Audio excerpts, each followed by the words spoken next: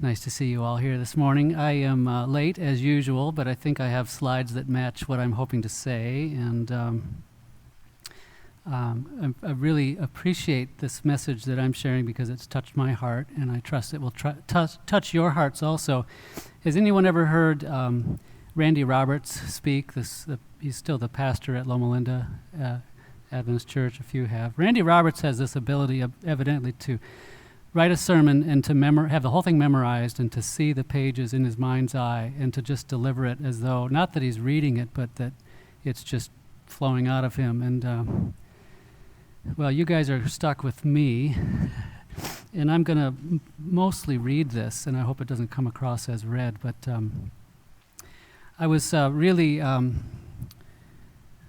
touched this just a few moments ago by the song. I think it was the third or the fourth song we sang together this morning, that song that Andrew Peterson wrote and sings, and our group did such a nice job singing it. The words, it begins, and I'm asking you, do you feel the world is broken? We do. I thought I heard it. Do you feel the shadows deepen? But do you know that all the dark won't stop the light from getting through? We do. Do you wish that you could see it all made new? I do. So, for lack of a better title, this is Waiting to Come Home, Father, Son, Orphan, Child. Olya and I had decided just a few months before that we would give a try at this hosting thing, this host an orphan thing. Meaning that we had decided that we would open our home for 4 weeks to an orphan child from Ukraine. We weren't necessarily looking to do anything beyond that necessarily, although we had talked about the possibility of adoption, but that wasn't really in our minds when we agreed to host. You know, 4 weeks over the holidays, it would be over the Christmas and New Year's holiday of 2021. 4 weeks, no biggie, right? And then we'll see. You know, probably everything will go back to normal. The child will have a lovely time together, and then he or she will go back to their job at being nobody's child somewhere across the world. Anyway, we agreed with the hosting agency that we would take 2 kids, but it turned out we received 1 child, a soon-to-be 11-year-old girl named Katya. She and her older sister Masha were in a boarding school, as they call it, near Odessa, Ukraine. And for some technical reason having to do with how visas are given out to older kids, Masha wasn't able to come, but Katya came to be hosted. And so the day that she would arrive was starting to approach, and I think in the back of my mind the thought began to kind of lift itself to consciousness briefly, this idea that, you know, well, hosting an orphan on the front end was statistically a pretty good way of winding up finding yourself adopting an orphan child on the back end. We had been told by host orphans worldwide that about 3/4, 75% of kids who come to the States to be hosted by American families, about 3/4 of them wind up adopted by either the family that hosted them or somebody that they met while they were here. Well, we didn't think too much about that, really. It was kind of a vague notion, though Olya began to mention to me that when she looked at this photo that we'd received of Katya, she looked at the photo and she started to see something in this girl's face, something which seemed familiar, something possible, maybe what the French evidently call a certain je ne sais quoi, something intangible but hopeful. We had one little room that we could spare that would serve fine as a child's bedroom. So we bought a cot and an air mattress that fit on it pretty well. And Olya put this room together as a bedroom for Katya. So that 4 weeks, 70 kids from Ukraine came to the United States to be hosted by about 40 families across the country. And about 12 of those kids, Katya was one of 12 kids who came to the Pacific Northwest. So late on I didn't mean to show you that yet. Late on a Wednesday night in mid-December of 2021, Olya and I found ourselves at Portland International Airport with a bunch of other families from Oregon and Washington and Idaho, all of us waiting for a flight to arrive from Chicago to bring our kids. So it was around midnight when the group of children and their one adult chaperone finally emerged through this one-way door from the gate area and approached this group of people that we were amongst. And despite the fact that Katya had a wool knit hat, when she first came out, she had this wool knit hat pulled down almost entirely over her eyes. And then literally the other half of her face was covered by a COVID mask. And so she was evidently hiding behind this self-protective disguise, right? But Olya recognized her and called out to her to draw her to us. So Katya comes over to us, to where we were standing. Her eyes were mostly down, as I recall. And Olya crouched down on one knee and gave her a big warm smile and a little hug to welcome her.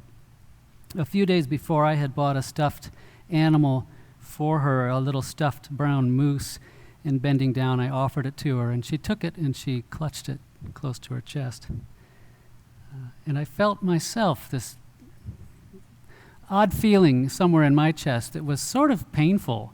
It was not quite merely painful, but it was painful and sort of sweet, and it felt a little bit like longing. So here was 11-year-old Katya, her face mostly hidden, her eyes mostly pointed at our shoes, but briefly she lifted up her eyes to ours, and in Ukrainian she said, "Are you going to be my parents?" The kids were told that they're coming to host. This is just an opportunity to travel and meet some people. There were no promises about adoption, but her question was, "Are you going to be my parents?" And I think she meant it in the terms of, "Are you the folks that I'll be with for this next 4 weeks?"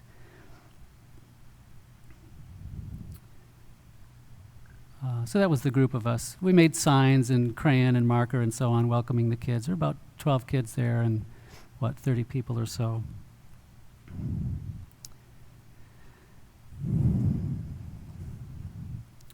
There was a very wealthy and a very good father who had 2 sons. The sons had all they could need with their father, for they possessed a stable, reliable promise not merely of wealth, but also of property and honest, engaging, interesting work, of family and belonging, of the fulfillment and depth of possibility that comes from living as a son of the good Father. But the younger son began to harbor doubts about his life in general and about his father in particular. And the more his imagination reached out to what pleasures might be within his grasp somewhere out there, the more he began to incubate other plans. And then they were hatched. "Give me my inheritance, old man, I'm out of here," he said. Both he and his father recognized this as a seismic demand. They both understood that this was really a demand that would end the father-son relationship, because to the son, the father was as good as dead. Yet having received that jarring insult brought by the son's words, without argument or denunciation, the father dutifully divided the inheritance between the sons, giving the younger son all that he had asked.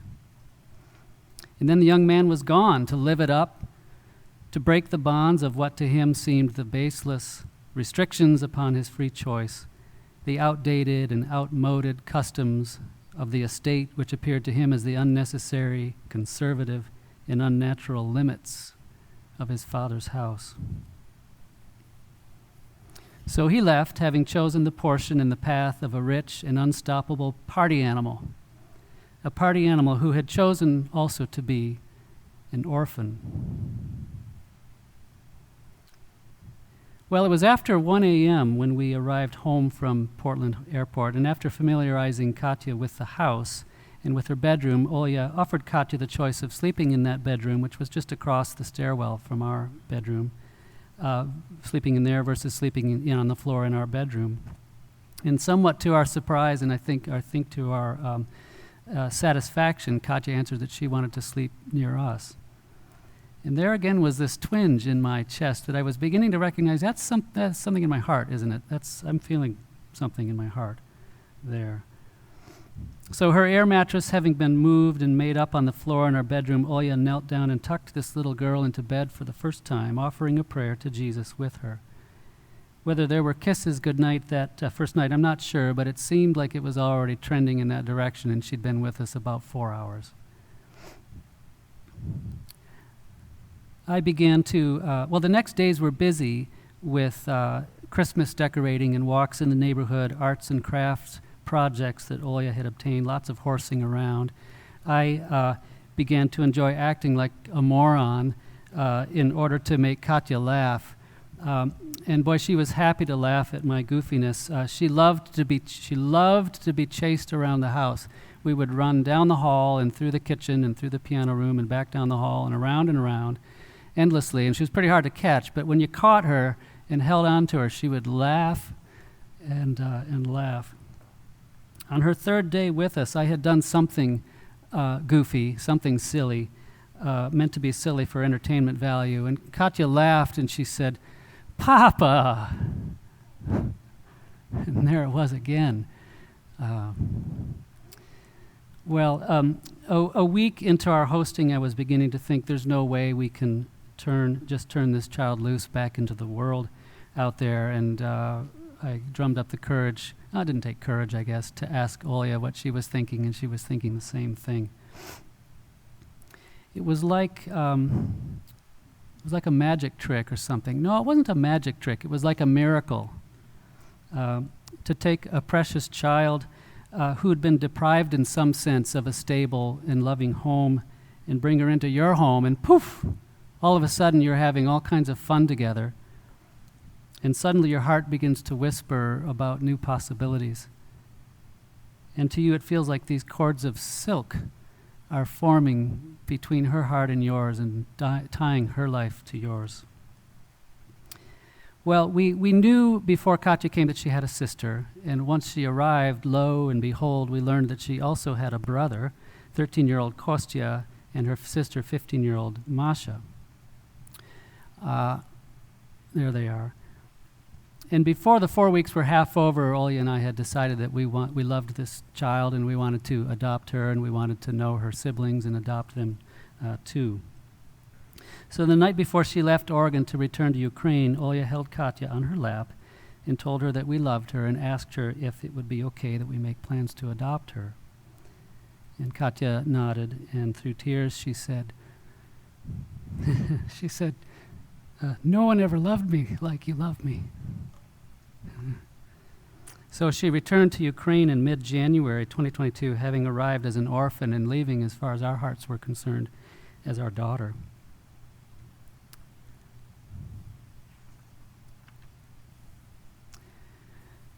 Well, so as Jesus tells that parable, it wasn't long before the rich young party animal and self-styled orphan, having moved far away from his father's house, had burned through his inheritance, spending it all in reckless living.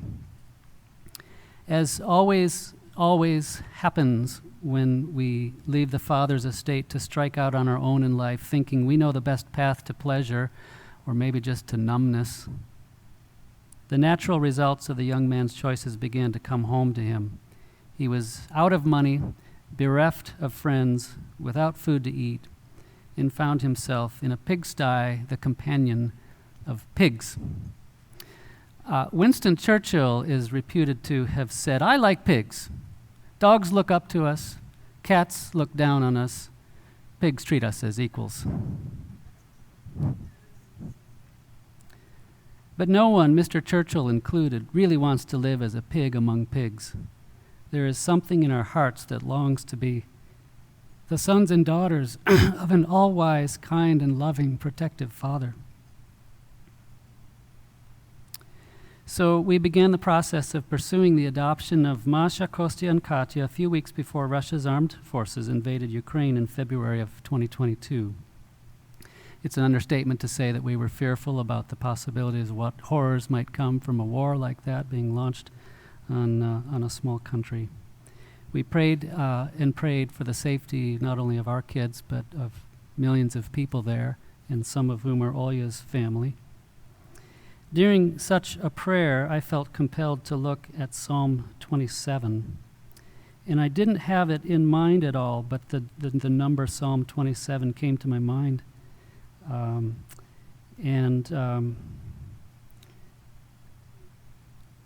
It seems like few times in my life, maybe many times more than I am remembering now, but this was one of what seems like few times where it seemed as though the Lord gave me something to go and look up and read.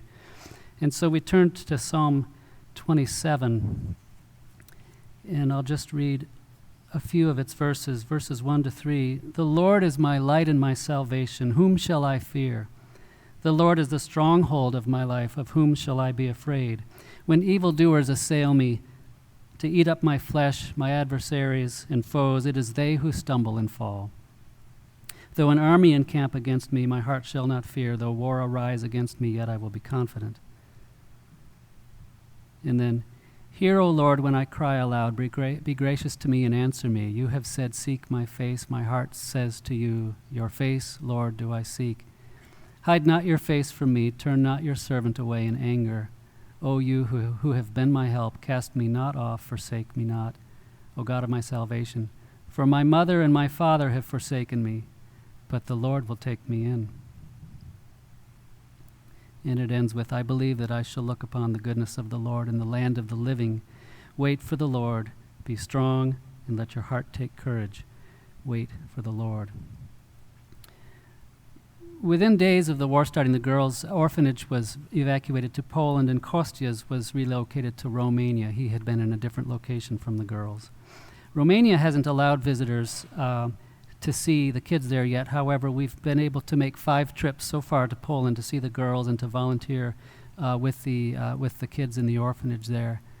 I meant to have some photos of the many kids that we've come to know in that place, but this was my first trip there in April last year, where I met Masha for the first time, and then I think this was last summer when Olya arrived there to see the girls. So we were there for Masha's 16th birthday last September, and then we were also there in December for Katya's 12th birthday. And that's I want to be sure to say that has been in part due to the kindness of many of you who have supported us tremendously in our ability to go and do that. Well, so the young man was destitute, and he only had pigs for companions. When he began to remember where he came from and the father he had left for dead, and decided to leave the pigs and return to his father's estate, thinking, well, maybe he'd be willing to hire me back as one of the servants. The father, meanwhile, his heart full of a love of such depth that it cannot be sounded, never stopped watching and hoping for his son's return. When he saw the son trudging wearily and ashamedly up the road toward home, the father ran to meet him. And we read in Luke 15:20 through 24, but while he was still a long way off, his father saw him and felt compassion, and ran and embraced him and kissed him. And the son said to him, Father, I have sinned against heaven and before you. I am no longer worthy to be called your son. And then the father, as it were, said, you don't have to finish that speech. And he said to his servants, quickly bring the best robe and put it on him, and put a ring on his hand and shoes on his feet, and bring the fattened calf and kill it, and let us eat and celebrate. For this my son was dead and is alive again. He was lost and is found. And they began to celebrate. Truth is often paradoxical and ironic.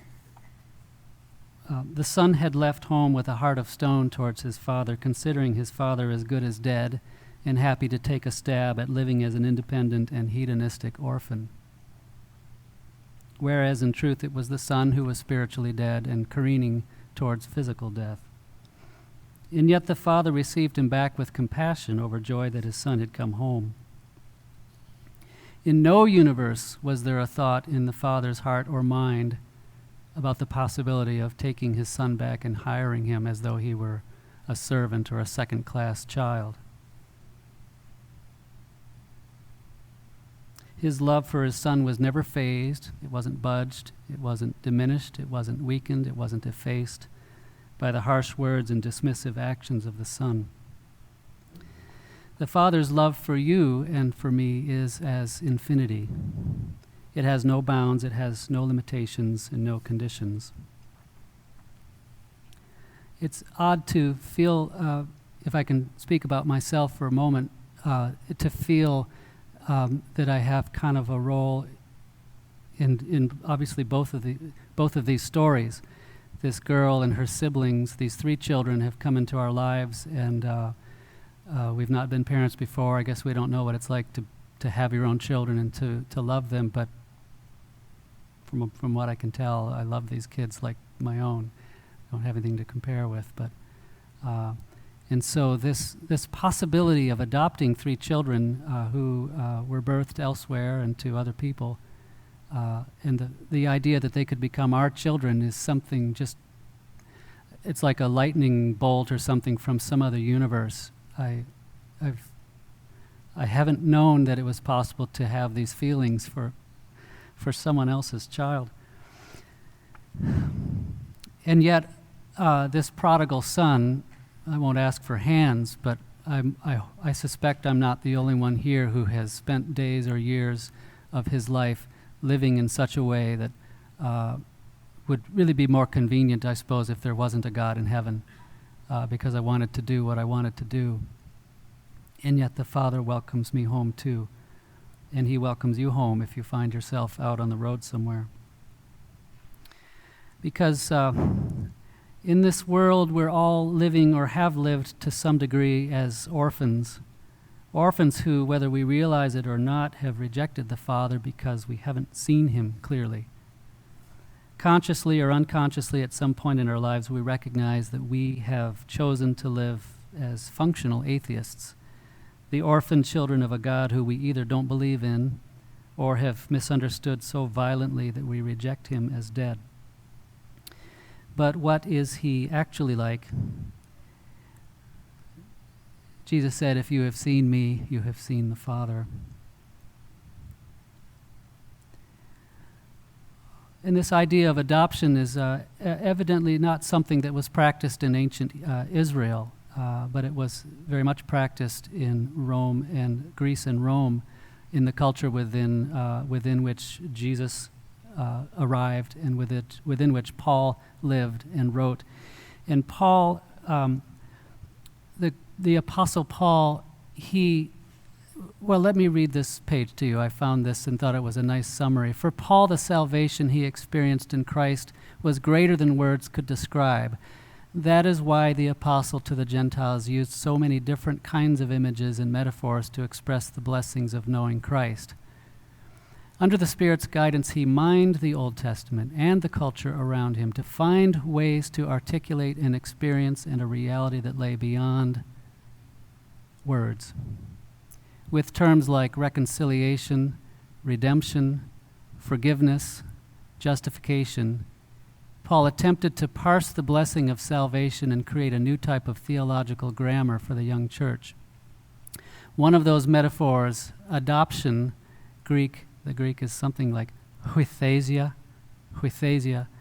was a common part of family life in the Mediterranean world. That word in Greek means literally to make someone a son.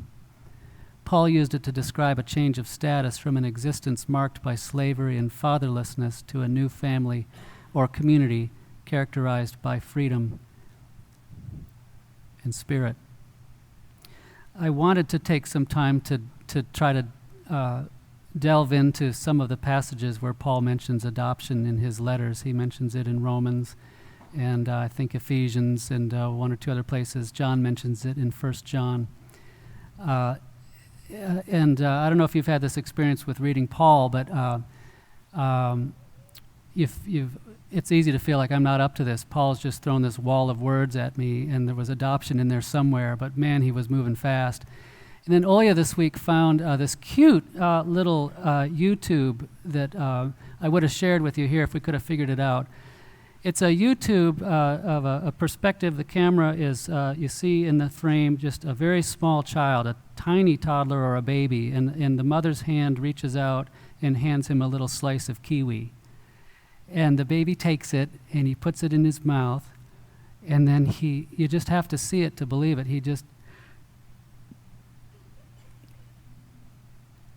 And he looks at it again, and he takes it from her, and he puts it in his mouth. And he does all this contortions. You just can't believe how expressive this little baby is. He's probably a year old.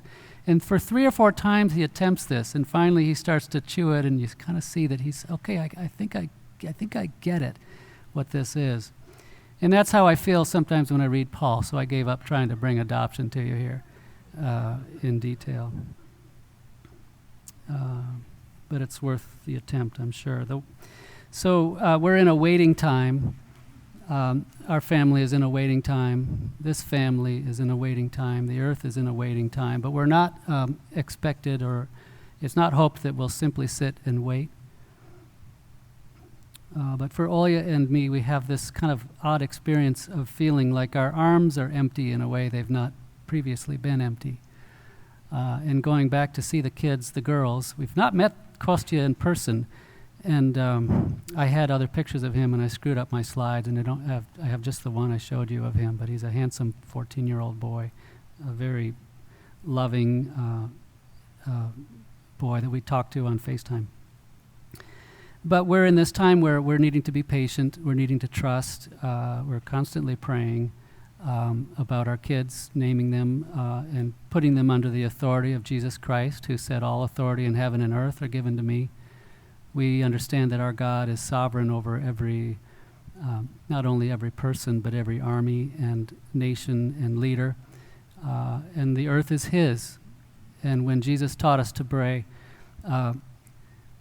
"Thy will be done on earth as it is in heaven," he meant, I think, for us to pray that and to mean it and to believe it and to claim it, so that his will has some kind of legal authority to work its way into the decisions of men and women and to affect what's happening in this world to bring about the kingdom of heaven on earth.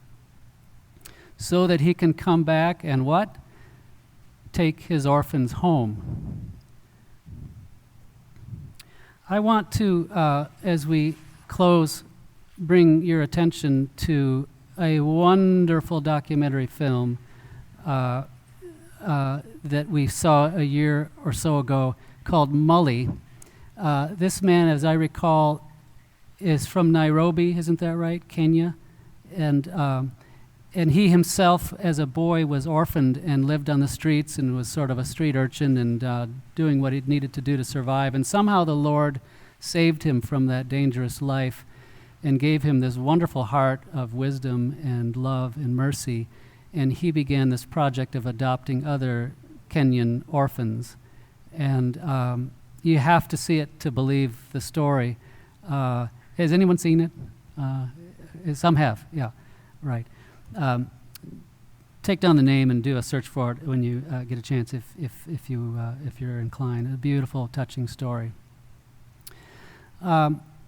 One thing that the adoption metaphor teaches us, I think, and how it fits in with the gospel of Christ and what he's doing in the world and what God's intention is with the planet, is that we can sort of look at all people, older and younger and the same age as us, as being our family, people that we care about, people who matter, regardless of their appearance or their nationality or their place of birth or their belief system. We're invited to view everyone in a mode of adoption and in a metaphorical way. And from what I can tell, there's no other religion that offers that to the world. There's no other God that has that to offer to the world. And I'm touched by that. I'm touched by what the Lord has done in my heart, just by these kids coming. And